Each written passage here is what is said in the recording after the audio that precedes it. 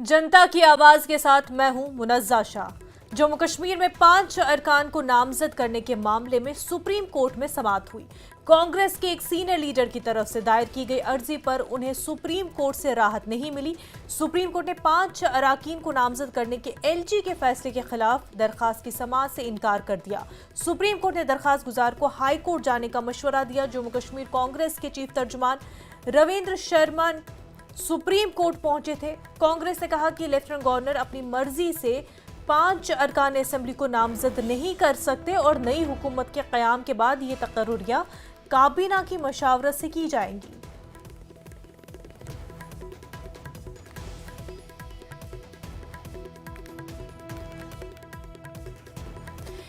इस पर मजीद बातचीत करने के लिए हमारे साथ खास मेहमान भी जुड़ चुके हैं। BJP spokesperson doctor Tahir Chaudhary ji, साथ ही साथ जम्मू कश्मीर कांग्रेस की जनरल सेक्रेटरी नम्रता शर्मा साहिबा भी हमारे साथ जुड़ चुकी हैं। पॉलिटिकल एनालिस्ट फारूक रेंजू शाह साहब भी हमारे साथ जुड़ चुके हैं। तीनों का मैं खैर मकदम करती हूँ हमारे शो में।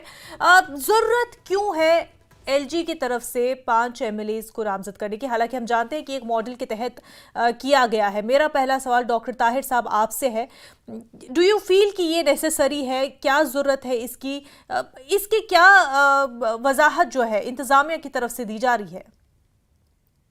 देखिए, इसके ऊपर मैं ज़्यादा टिप्पणी नहीं करूंगा। जो भी चीज़ होगी कॉन्स्टिट्यूशन के अंडर होगी, लॉ के अंडर होगी, और जैसे मुझे लगता है कि और यूनियन टेरिटरीज में ऐसा होता है उसी के अकॉर्डिंग होगा। अगर कुछ गलत नहीं होगा, और एलजी साहब के ऊपर और गवर्नमेंट ऑफ इंडिया के ऊपर डिपेंड करता है, जो भी डिसीजन लेंगे बेहतर होगा। नम्रता जी, क्या कहेंगी इस पे कि कानून के तहत हो रहा है, क्योंकि दूसरे यूटीज में भी ऐसा हो रहा है, इस वजह से जम्मू कश्मीर में होना भी लाजमी है? क्या आप इस आर्ग्यूमेंट को सही मानती हैं?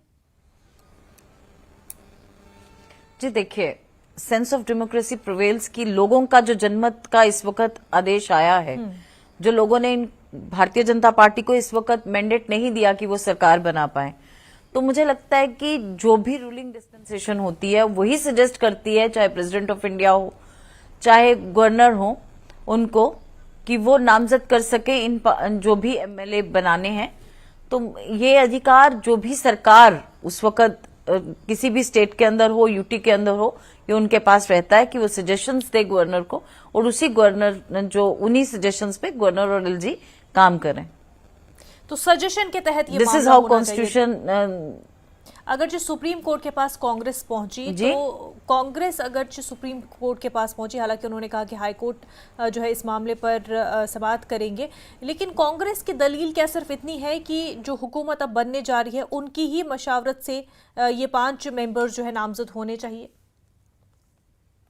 नम्रता जी। जी देखिए, हमारा ये था, और ये बिफोर द रिजल्ट्स था, जब हमें इनकी मंशाओं पे कुछ शंकाएं थी कि एलजी जो नॉमिनेट करेगा और उनको वोटिंग राइट्स देके कहीं ना कहीं मैंडेट को चीट करने की कोशिश की जाएगी। अब हालांकि अब वो मैंडेट नहीं मिला है भारतीय जनता पार्टी को। देखिए, हम 90 सीटों से चुनाव लड़ा है जम्मू कश्मीर असेंबली ने, और जब ये 5 नॉमिनेशंस हो जाती तो 95 हो जाते। उससे उस तरह से जो मेजोरिटी हमें सरकार बनाने के लिए चाहिए था, तो 48 का नंबर चाहिए था, और अभी 46 चाहिए।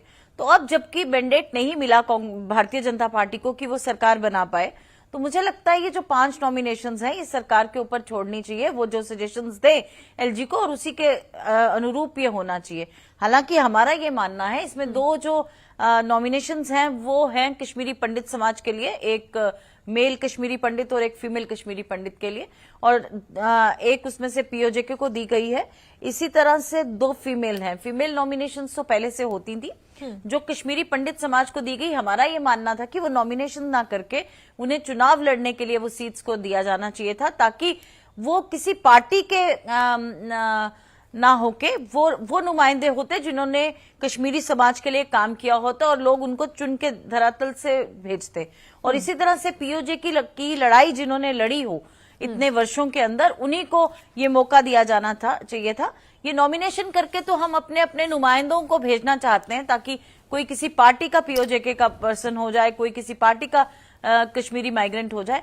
जबकि इसके विपरीत जो कॉन्स्टिट्यूशन की स्पिरिट है वो ये कहती है, जब हम किसी को नामजद करते हैं तो इसलिए किया जाता है कि पूरी कम्युनिटी को रिप्रेजेंटेशन मिल सके। तो हमारा ये मानना है इसमें कि अगर सही मायने में हम डेमोक्रेसी में बिलीव करते हैं तो हमें ये अधिकार अब, क्योंकि ये नॉमिनेशंस हैं जो हमारी रीऑर्गेनाइजेशन एक्ट के तहत दी गई हैं, तो इसको ऑन द सजेशंस ऑफ जो भी प्रेजेंट गवर्नमेंट होगी, जैसे अब एनसी और कांग्रेस की हुकूमत यहाँ बनने जा रही है, तो वही इनकी सजेशंस है और उसी पे एलजी साहब अपने जो नॉमिनेशंस हैं वो करें। वही मुझे लगता है कॉन्स्टिट्यूशन भी कहती है और वही डेमोक्रेसी भी कहती है और उसकी सेंस भी उसी में प्रिवेल करती है। डॉक्टर ताहिर चौधरी साहब, spirit of democracy says that. जी डॉक्टर ताहिर चौधरी साहब, मकसद ये होता कि रिप्रेजेंटेशन कम्युनिटीज की हो, पर मंशा पे शक किया जा रहा है कि ये तो बस अपनी पार्टी को मजबूत करने के लिए, अपने लोगों को लाने के लिए ये किया जा रहा है। नहीं, देखिए इस तरह की सोच इन लोगों की हो सकती है, कांग्रेस की हो सकती है, नेशनल कॉन्फ्रेंस ऐसा सोच सकती है, लेकिन भारतीय जनता पार्टी ऐसा नहीं सोचती है। मैंने पहले ही आपके सवाल के जवाब में एक चीज़ कह दिया, जो चीज़ भी लॉ के अंडर, कॉन्स्टिट्यूशन के अंडर होगी उस पर पूरा भरोसा करके, हम पूरे उस चीज़ के ऊपर भरोसा करती है भारतीय जनता पार्टी, और हमें गवर्नमेंट ऑफ इंडिया पे भी भरोसा करना चाहिए, एलजी साहब के ऊपर भी करना चाहिए। जो भी होगा आपके सामने आएगा और सही होगा, मुझे नहीं लगता कि उसके ऊपर उंगली उठानी चाहिए। आपने देखा रविंद्र शर्मा साहब सीधा सुप्रीम कोर्ट में पहुंच गए और सुप्रीम कोर्ट का भी जवाब उनको यही मिला कि आप हाई कोर्ट में जाइए, हाई कोर्ट से पूछिए कि इसके ऊपर क्या होता है। और ये चीज़ें बहुत सारी यूनियन टेरिटरीज में हुई हुई हैं, अगर आप एग्जाम्पल देखें तो वहाँ पे ऐसा होता है और नॉमिनेशंस की जाती हैं, उसी के तहत ये नॉमिनेशंस होंगी। मुझे लगता है कि उसके ऊपर उंगली उठाना कि भारतीय जनता पार्टी की मंशा पे हमें शक है, हमेशा भारतीय जनता पार्टी पे शक किया जाता है। और भारतीय जनता पार्टी एक ऐसी पार्टी है जो हमेशा अपने असूलों के ऊपर काम करती है, अपने असूलों पे चलती है, वो एक हमारी बहुत बड़ी बात है। चलिए, इस पर जो है मैं कमेंट ज़रूर चाहूँगी नम्रता जी का, लेकिन उससे पहले फारूक रेंजो शाह साहब, section 15 Jammu Kashmir reorganisation act 2019, इस पर आपका क्या कहना है? और इसके तहत जो फिर एलजी जो है 5 मेंबर्स को नॉमिनेट करेंगे, जिसको लेकर ये पूरी चर्चा हो रही है, सुप्रीम कोर्ट तक भी चले गए कांग्रेस और उनको हाई कोर्ट जाने की हिदायत दी गई है, क्या कहेंगे आप? देखिए, जो 2019 से reorganization, withdrawal of 370, abrogation of 335A, then new constitution, JKUT, फिर सुप्रीम कोर्ट का डिसीजन, फिर सुप्रीम कोर्ट का डेट देना कि सितंबर में ही इलेक्शन होना चाहिए। तो ये सारा जो भी हो रहा है पार्लियामेंट के कॉन्स्टिट्यूशन और जुडिशरी के तहत हो रहा है। तो जिसको बैकिंग जुडिशरी और पार्लियामेंट की है, तो नॉर्मली उसमें तो जो भी बात करनी है कोर्ट में जाके ही बात की जाती है। लेकिन जहां तक ये पैनल का ताल्लुक है, मैं आपको बताऊं और मीडिया के थ्रू भी बताऊं, जब डिलिमिटेशन का यहाँ पे वफद आया था वो ग्रैंड ललित में, तो मैं भी उनको बायस्ती चेयरमैन कश्मीर सोसाइटी इंटरनेशनल मिला था और हमारा बड़ा रिलायबल डेलीगेशन था। हमने उनको बताया और वो नोट है, आप रिकॉर्ड देख लीजिए, और उन्होंने वो अपने रिकॉर्ड में ही डिलिमिटेशन में रखा है कि भैया जो आपके पार्लियामेंट में 1994 में एक रेजोल्यूशन पास हुआ और जो पीओके की 24 सीटें हैं वो भी आप एक पैनल के तहत बाज़ाब्ता इसको फिल करा लीजिए। इसमें हमारे कंट्री का एडवांटेज है। एक तो हम यूनाइटेड नेशन में भी दिखाते हैं कि हमारी पूरी असेंबली कंप्लीट है, दूसरा जो पाकिस्तान का प्रोपेगेंडा है वो भी नलिफाई होता है। नंबर थर्ड, ये जो लोग जो स्टैंड करते हैं उस चीज का कि डिवीजन ऑफ जम्मू कश्मीर गिलगित बल्तिस्तान और पीओके गलत हुआ है, वो गलत हाथों में चला गया, उसको यहाँ के पॉलिटिकल लोगों ने अपने पॉलिटिकल मफाद के लिए डिवीजन कराया, उनका भी नलिफाई हो जाएगा। तो उस पे किसी ने ध्यान ही नहीं दिया। तो अगर ये 24 सीटें भी इस पे 5 के साथ हो जाती तो मेरे ख्याल में it would have been the one of the best formula कि अंडर कॉन्स्टिट्यूशन भी, अंडर जुडिशरी भी, अंडर पार्लियामेंट के 1994 के रेजोल्यूशन के मुताबिक भी इसको इवन इनकम्प्लीट रखना और इस पैनल को नहीं देना कंप्लीट, इटसेल्फ इंडिकेट करता है कि ये अभी कॉन्स्टिट्यूशनल असेंबली नहीं बनने जा रही है।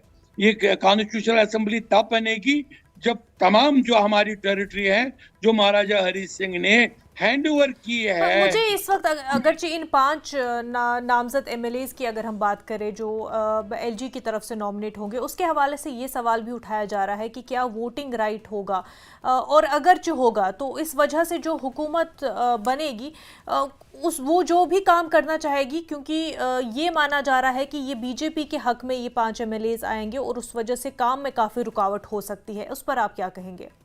देखिए, जो स्पोक्स पर्सन है कांग्रेस की, उसने भी बड़ा कहा कि हमें उस वक्त खतरा था जब ये एज पे थे कि अगर ये वोटिंग राइट्स डिटरमाइन करते फॉर्मेशन ऑफ द गवर्नमेंट की, तो उस वक्त ये उठता कि भाई जनाब ये 5 सीटें लाई गई विदाउट इलेक्शन, तो उस पे आज जो है ये तो एक रिप्रेजेंटेशन की बात है।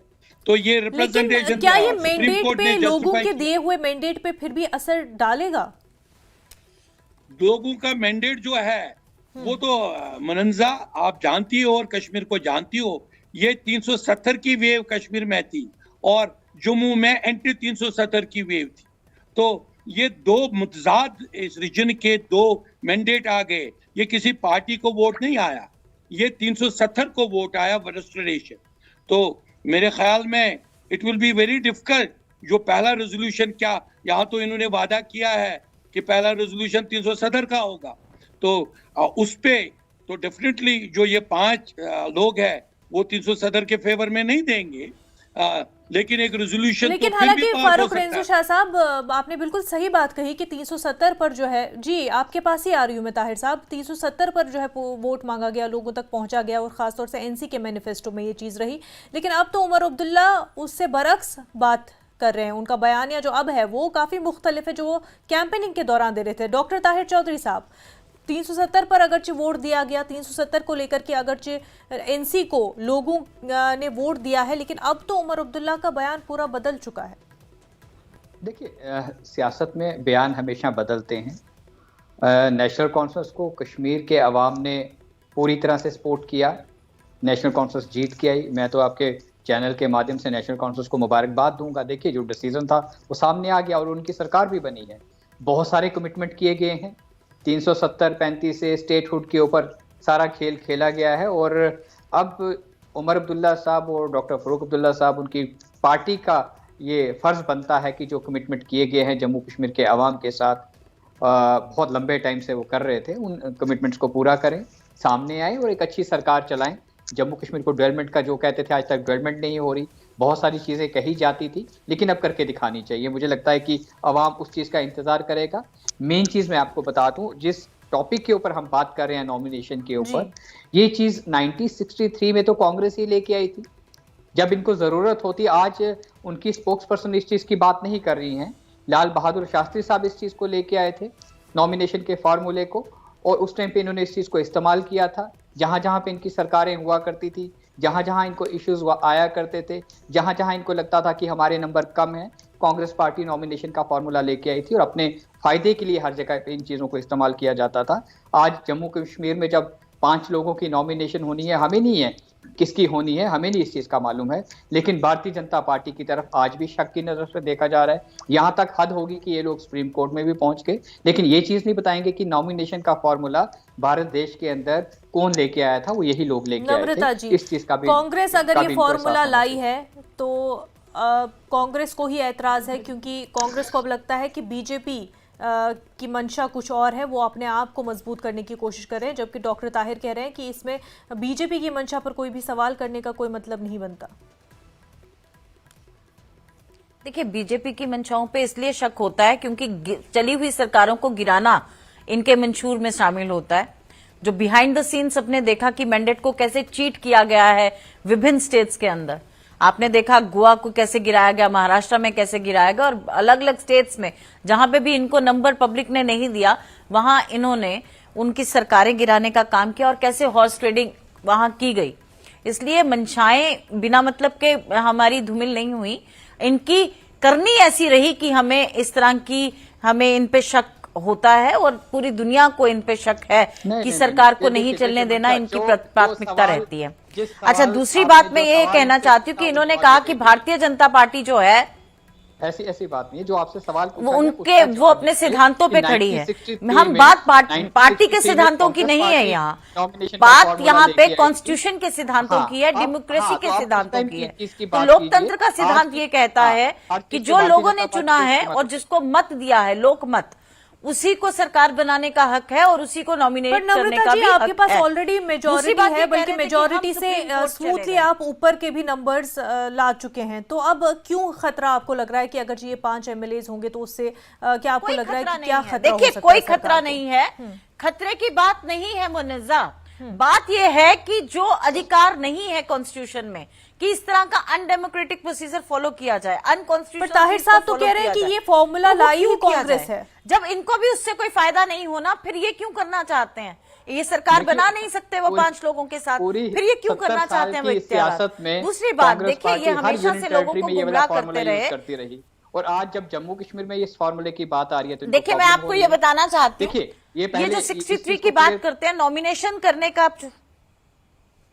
जी, करने की जो नम्रता जी। प्रक्रिया है वो इसलिए लागू की जाती है कि जो अनरिप्रेजेंटेड लोग होते हैं, जैसे कोई जर्नलिस्ट है जिसने एक्स्ट्रा ऑर्डिनरी काम किया है, उनके लिए नॉमिनेशंस होती हैं।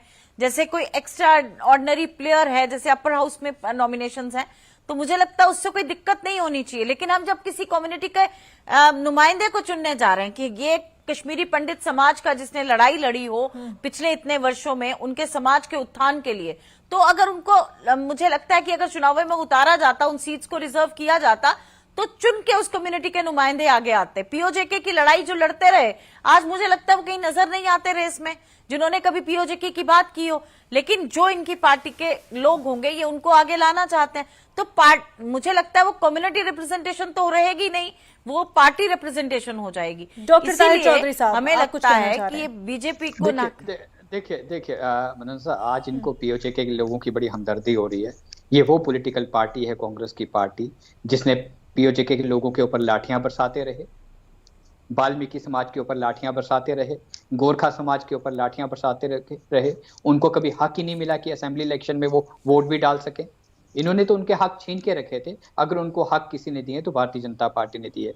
उनको अगर नॉमिनेशन करके एमएलए भी अगर बनाएगी तो भारतीय जनता पार्टी बनाएगी। इनको इस चीज से प्रॉब्लम नहीं होनी चाहिए। इनको इस चीज से प्रॉब्लम हो रही है कि कांग्रेस पार्टी ने बड़े जोर के साथ इलेक्शन लड़ा, 52 सीट्स के ऊपर इलेक्शन लड़ा, और इनको पूछिए इनका वोट परसेंटेज कितना है जम्मू में, कितनी सीटें इन्होंने सीट्स पे जीती, लड़ा? कितने मार्क, आप 52 सीट्स के ऊपर। आप स्पोक्स ठीक है पर्सन ना? है, आप कृपया करके अपनी हाँ, नॉलेज को ठीक है। रिफ्रेश करिए और पूरे हाँ, होमवर्क और के 6 साथ सीटें- आइए। डॉक्टर 6 चौधरी सीटें- साहब, 6 हमने सीटें सिर्फ इन्होंने बड़ी 38 मुश्किल से सीट्स पे जीती। इलेक्शन लड़ा, 32 नहीं, सीट्स नहीं, पे नहीं, हमारा अलायंस था और 5 सीट्स पे हमारा फ्रेंडली मैच के था। ऊपर आप प्ले कर रहे थे बड़े प्लानिंग के साथ। आपने अपने कैंडिडेट खड़े किए हुए थे, हमने सिर्फ सब कुछ 38 किया हुआ सीट्स पे था, चुनाव और लड़ा आपने है। 6 Don't सीट्स try जीती हैं to आप miss लोगों ने।